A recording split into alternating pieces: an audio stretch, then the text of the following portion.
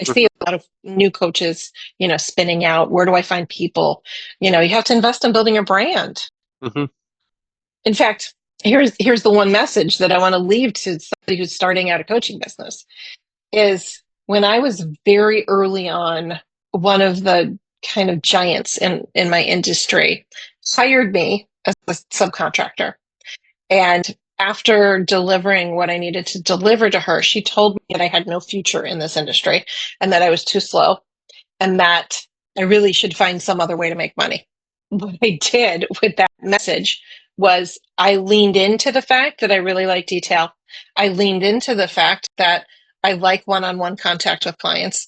And I leaned into all of the things that she said that made me not suitable for this industry. And here we are today. I have 3 people working for me. And I regularly get her clients after they're unhappy. Welcome to Career Coaching Secrets, the podcast where we talk with successful career coaches on how they built their success and the hard lessons they learned along the way. My name is Davis Nguyen, and I'm the founder of Purple Circle, where we help career coaches scale their business to 7 and 8 figures without burning out.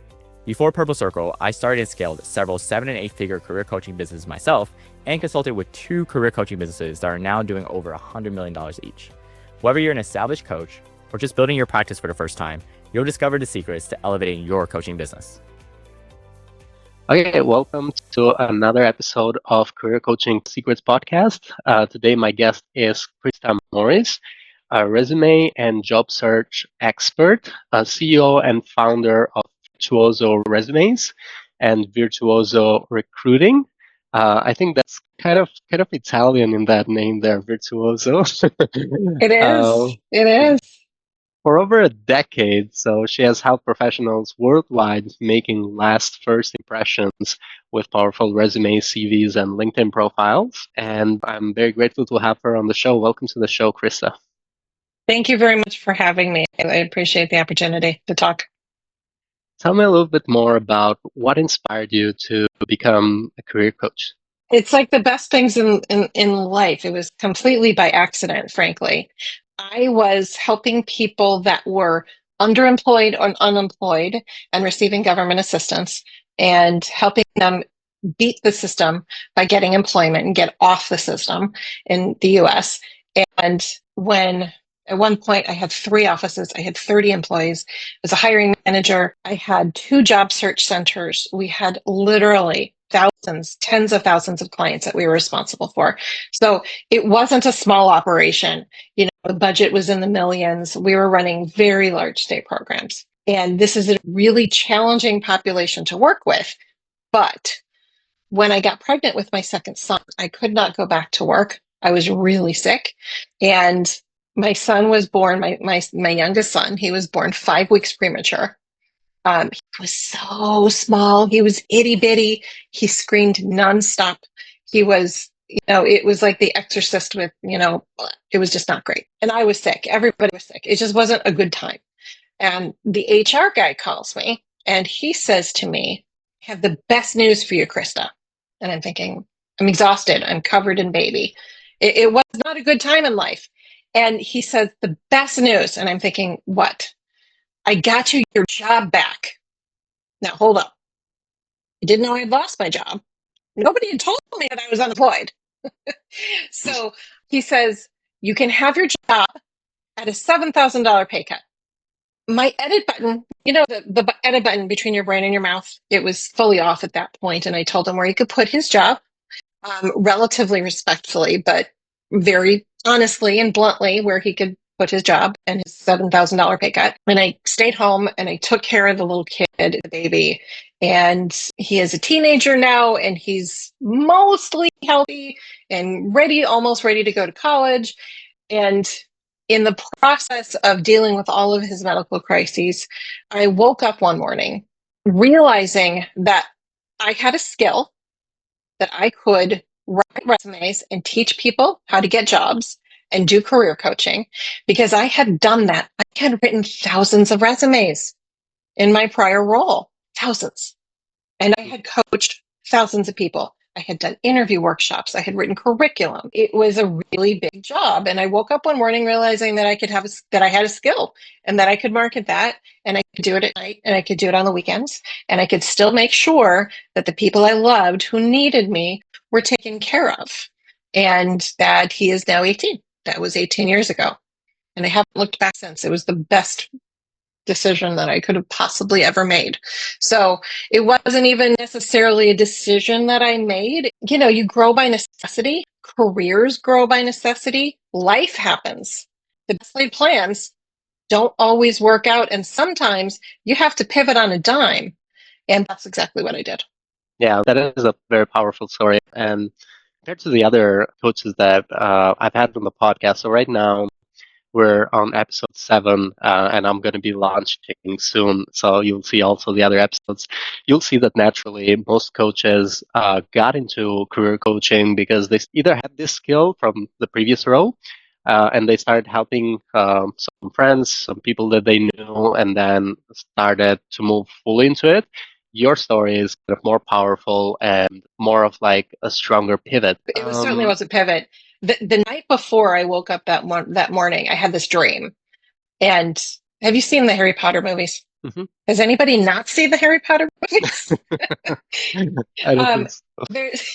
There's that scene in that big cavern where Professor Dumbledore is there's that big water and they're in the boat, right? Okay, so it was there. That was where my dream was set. And my son, who started all of this, there was a pier and he was flailing around in the water. He must have been 2 or 3 and he was drowning. And I am trying to get there as quickly as I can. And I am slogging through the water. And then I realized that I could stand up and the water was only up to my knees. And I walked and I skipped up the baby. And the next morning I woke up realizing I could start a business. Well, it turned out much better than the job you realized you didn't have, right? It did. It did. It absolutely did. I'm so happy. I love what I do. Tell me a little bit more about the journey. So from when you started your coaching business to where you are right now. Back then, the place where you could advertise a growing business like that was Craigslist. So I put out a free ad on Craigslist. I started at, I think it was $25 a resume and got my first client. And over time, I got more. And it just built. It just built from day number 1 from that very first Craigslist ad. I got myself a website and I made sure that I always put clients first, that they were the priority in my business and they realized it and they knew it and I treated them like that. And I still do. Is there a specific group of people that you work with? Like is a specific basically target audience that you're serving? I love that question because the answer is no, I don't. I absolutely love the variety. I don't know if I'm a little bit ADHD. I don't know, but I really love to be able to work with, a machinist one day and then a CEO the next. The variety really very much helps keep me engaged. I have seen where niches really are beneficial to the business, but it's not how I choose to. It doesn't spark my joy. I would be so bored. And I need my joy sparked. I need to be continually engaged and having the variety of all kinds of different clients that I work with does that. Cool. And where do you find your clients? What is like the primary marketing channel that works out for you? I rank pretty well locally on Google and I get a lot of clients on LinkedIn. So it's both organic search and LinkedIn. People find me on LinkedIn. I post regularly and referrals. I would say that a solid 50-60% of my new clients are referrals. And when it comes to Google search, is there a specific term that people are finding you with? Professional resume, services, and career coaching. Okay. Nice. And by location. So I'm ranked in the top 3 in my local area, and Phoenix is really a pretty big city, so it supports, there's probably 20 to 30 quality career folks in the valley, and that's, there's probably 5 million people. So it's a big population to work with as far as Google search goes. And when it comes to them finding you, do you have like a Google My Business profile that they find you locally? Yeah. So I have a Google My Business profile. I do post regularly because Google likes you to do those little status updates. So I do my little status updates when I remember. I blog regularly, so so that Google still captures regular content, fresh content, not recycled content, and it has over 10 years of blogs and content to sift through. So my site looks pretty authoritative, which I think is really important. And central to that is every single time I'm done working with a client, I always send them a link to give me a Google review every Oh, single time. So I have a lot of templates that I use throughout the process at each stage. And the very last one includes a link to both Google and Yelp so that clients can review me in both Google and Yelp. since this is Google locally, do you also happen to meet clients locally, or is it only on Zoom? No, I used to meet clients locally, but the pandemic put a stop to that. And it turns out that I'm a lot more productive on Zoom. I can get a lot more done when I'm not driving in circles. Yeah, that's so true. Cool. Yeah, the reason why I asked that is because Google makes it so local. What about LinkedIn? What is your strategy that you're using on LinkedIn, or is it mainly the same, similar like posting, just like you post on Google, you post on LinkedIn? My posts on LinkedIn vary. So to keep content fresh, when I get a good review on Google, I post that on LinkedIn because that does influence people to hear what other people have said. I post tips and tricks. I do also post a random funny thing. I'm a little bit sarcastic. I'm very real. I'm authentic. So my voice, I think, is I'm not overly formal because Hmm. I want people to know that I'm an actual human and not the sort of writer and coach that keeps people at arm's length. That's not how I operate. And I think that's one of the things that my clients really respond to, for sure. Hmm. So my posts vary between free advice, reviews. Every time I post a blog, I put a link and, your occasional haha. Thanks for sharing that. I wanted to ask, related to your growth journey, do you have any goals that you're working on towards for the next 1 to 3 years?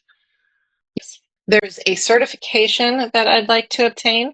So I'm going to be working on that in the next year. And I very much would like to continue to grow my team. I now have 3 folks that work for me, and I would like to have enough volume to continue growing in that way and have people that work for me that do business the way I do it. And within the team, do you also have other coaches or resume writers? 3 resume writers. I do all the coaching. Ah, They okay. write the resumes. Okay, that's Yeah. interesting. Yeah, because your business model is divided between resume writing and coaching. It's not only It is. coaching. Nope. And what resources or support have been most valuable for you in growing your business so far? My gut. So there isn't necessarily a single resource. I have some tools that I use that I think have really helped me run the business and not necessarily be in the business 24/7. So those have been really critical. The templates, the automated invoicing, all of that stuff has been important. I keep a database of all my clients so I can, tell who's who. And at the very top of that list is my gut because it has led me here. Hmm. And you mentioned a certification. Which certification is this? Is it the ICF or Yeah, uh, it's the ICF. ICF? Yeah, because the reason why I asked for that is after this podcast, I'm going to send you a white paper research where I've interviewed before about 71 coaches. That was not only career coaches, that was career coaches, executive coaches, leadership coaches, and certification was something that a lot of coaches had invested on. So you'll find that interesting in terms of like the return on investment or even the like other types of investment that they have chosen. I'll send that to you right after Thank you. this podcast. And we'll also link it to the video for anyone who's going to watch the podcast later on. So I've been waiting so much to ask this question because at the beginning of the podcast, you said that you have something to share about this. So, what is something that you wish you had known when you first started scaling your coaching business? What is one unexpected lesson learned? How hard my company name is to spell. My company name is Virtuoso, and people cannot spell that word to save their lives. I spend a lot of my day spelling out my company name and email. If I could do it over, I would have chosen something a little bit simpler and not quite so complicated, but I'm locked in now. I've got a really pretty established brand. It made sense at the time. I'm actually a classically trained cellist. So my company name, Virtuoso, alludes to my musical nature and my musician side. My logo actually has a hidden note in it, by the way. Mhm. Yeah, so if I had known, I would have chosen an easier word to spell that people knew. They can't even say it. See, you had trouble saying it. Well, initially I wasn't sure if it's in Italian or if it's in English. So I was like, Same word. maybe like her origin is from Italy or something, and then she later on has moved in US and created this coaching business called it Virtuoso. It's And because I'm a musician, and music and Italy are so very entwined. You very know, close. it's very close. Like all the words we use are Italian. So next question to you is challenge focused question. And you talked a little bit about challenges at the beginning as well. What would you say are some of the biggest challenges that you face in scaling your coaching business? And even now you're trying to scale, right? Where you're trying to grow your team. Finding the balance between scaling and how much we can handle, the volume we can handle. Because I've constantly gotten stuck with more than I can personally do, and then I do a little bit more, and then I have to bring on one person. So it's really kind of skating the difference between what we can do and then bringing on another person. It's a very fine line between what makes that worth it. And it's really critical, I think, in this business where we're dealing with people and their lives, that you find the right people to scale your business with, because one bad session can possibly ruin somebody's life. Like, it's a really big responsibility, really, really, really big. So I think I've been a little bit hesitant at times to bring new people on as the volume has increased and told me that I should, but it's sometimes taken me a little bit to find the right person that I can trust and won't, ruin lives. It's important. It's a really weighty, important thing that we do. And you just mentioned the balance between handling the work and basically getting those great results. And this just jumps to the next question, which is like, how do you currently handle that balance between delivering the great results to the clients and managing the operational side of the business? It's like growing the business on the other side. It seems like it's a challenge on its own because that's It where you is. put It it. is. Yeah. It is. I mean, I work a lot. I probably work 60 hours a week. I have my own clients. I have been coaching clients. I have the resume clients, and I need to make sure that everybody has the right level of quality, that everything is clean and dialed in at all points. So I take a pretty regimented approach to my day, and I protect my time. So there's specific time that I work on, the QuickBooks. There's a specific dedicated time that I use to do some of my own writing. There's time I use to manage the website. I'm very regimented in that. And I Mhm. think that if I were less organized, I think it would have been a much bigger struggle. That's a challenge that I see many other entrepreneurs faced with, especially coaches, because a lot of us are creatives. Mhm. Um, that they really struggle with the business piece and allocating time properly. And I think without my structured approach, I think it would be even harder, for sure.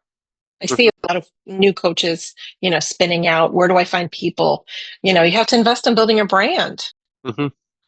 In fact, here's the one message that I want to leave to somebody who's starting out a coaching business is, when I was very early on, one of the kind of giants in my industry hired me as a subcontractor.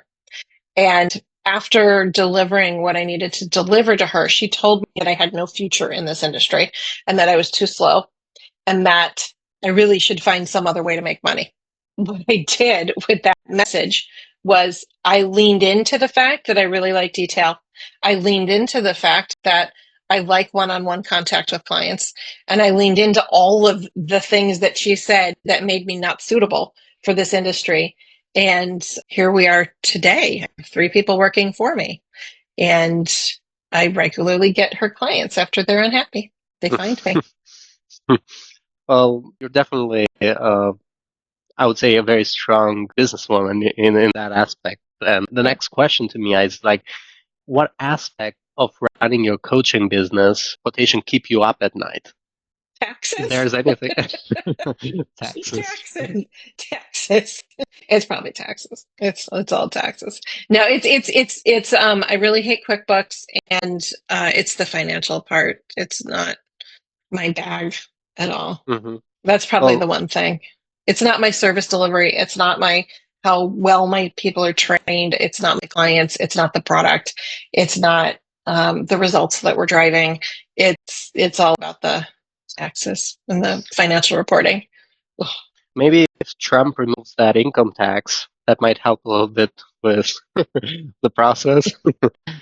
Um, We'll see if he burns it all down first. okay, cool. So the last one is, and you kind of shared already one advice, but if you have any other advice that you would give to other career coaches looking to scale their impact, what would that advice be? Lean into whoever you are and whatever it is you do that's great. Because each of us has a special sauce. Each of us has something that makes us and gives us our unique voices and our unique value propositions, and that makes us us. And when that industry professional told me to never pursue this career because I was too slow, I leaned in to the fact that I love talking to clients. And I leaned into the fact that I really, truly, genuinely care. And sometimes caring takes time. And people aren't cookie cutters. And when you treat them like cookie cutters, they don't come back. And I mean, I've had clients that have been around with me for nearly all 18 years that I've had this business. I, in fact, even had one call me after me giving them a quote. They waited 10 years after giving them a quote to call me and hire me. And that's really, truly because I leaned into the fact that I genuinely enjoy taking the time that I take with each and every client. So whatever your special sauce is, lean in. Lean in, guys. Okay. Well, thank you so much for coming to the podcast today. It was a pleasure speaking to you and learning from you, especially from your stories. Thank you. I Thank you so appreciate much, it. Krista. So for anyone who wants to find you, they can find you at virtuosoresumes.com. So I'll link that link here on the video as well. And they can also find you on Krista Morris on LinkedIn. Is there any other way that people would like to, if they wanted to get in touch with you? Those are the 2 biggest platforms that I use, LinkedIn and my own website. And I respond to each and every person that sends me a message. So guys, feel free to reach out to Krista if you want to know more about her systems that kept her going and everything else. You can reach out to her there. That's it for this episode of Career Coaching Secrets. If you enjoyed this conversation, you can subscribe to YouTube, Spotify, Apple Podcasts, or wherever you're listening to this episode to catch future episodes.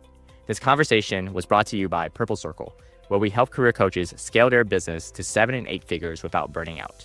To learn more about Purple Circle, our community, and how we can help you grow your business, visit joinpurplecircle.com.